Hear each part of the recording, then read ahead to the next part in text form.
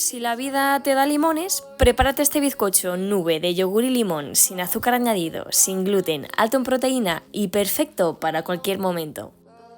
En un bol, apáñate las yemas de huevo, el zumo de limón, la ralladura de limón, el eritritol, la maicena, el yogur griego natural y bate que bate hasta que te quede con esta textura.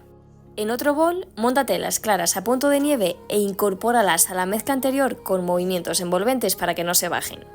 Pásate la mezcla a un molde forrado con papel de horno, hornea 45 minutos, déjalo 10 minutos más con el horno apagado y listo. Aquí tienes tu bizcocho nube de yogur y limón sin azúcar añadido, sin gluten, alto en proteína y perfecto para cualquier momento.